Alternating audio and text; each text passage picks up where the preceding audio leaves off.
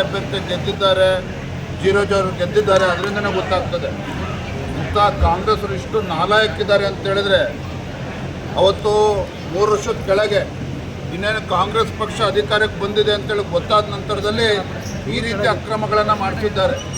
ಅಧಿಕಾರಿಗಳ ಮೇಲೆ ಒತ್ತಡವನ್ನು ಹೇರಿ ಪಾಪ ನ್ಯಾಯಯುತವಾಗಿ ಗೆದ್ದಂಥ ಪಾಪ ಜೀವರಾಜ್ ಅವ್ರನ್ನ 3 ವರ್ಷಗಳ ಕಾಲ ಮಾಜಿ ಶಾಸಕರನ್ನಾಗಿ ಮಾಡಿರ್ತಕ್ಕಂಥದ್ದು ಇದೇ ಕಾಂಗ್ರೆಸ್ನವರು. ಇವತ್ತು ಜನರಿಗೆ ಉತ್ತರ ಕೊಡಬೇಕಾಗಿದೆ, ಕ್ಷಮೆ ಕೇಳಬೇಕಾಗ್ತದೆ ಶೃಂಗೇರಿ ಕ್ಷೇತ್ರ ಮತದಾರರ ಬಗ್ಗೆ.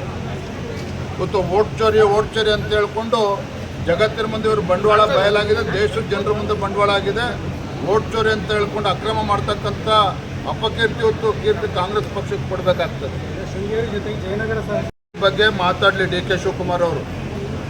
ಏನು ಹೇಳ್ತಾರೆ, ನನ್ನ ಆದರೆ ಮತ ಎಣಿಕೆ ಆಗಿ ಯಾವ ರೀತಿ 52 ಮತಗಳಿಂದ ಜೀವರಾಜ್ ಅವರು ಗೆದ್ದಿದ್ದಾರೆ ಅಂತೇಳಿ ಈಗ ಅಧಿಕಾರಿಗಳು ಹೇಳ್ತಾ ಇದ್ದಾರಲ್ಲ, ಇದಕ್ಕೇನು ಉತ್ತರ ಕೊಡ್ತಾರೆ ಡಿ ಕೆ ಶಿವಕುಮಾರ್ ಅವರು?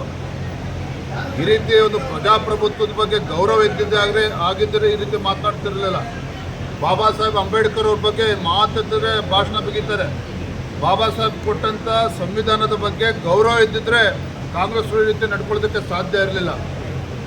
ಈ ರೀತಿ ಪುಕ್ಷಟೆ ಮಾತನಾಡೋದನ್ನು ಬಿಟ್ಟು ಜನರು ಕೊಟ್ಟಂಥ ತೀರ್ಪನ್ನು ಗೌರವವಾಗಿ ಸ್ವೀಕಾರ ಮಾಡೋದನ್ನು ಅವ್ರು ಕಲ್ತ್ಕೋಬೇಕು ಕಾಂಗ್ರೆಸ್ನವರು.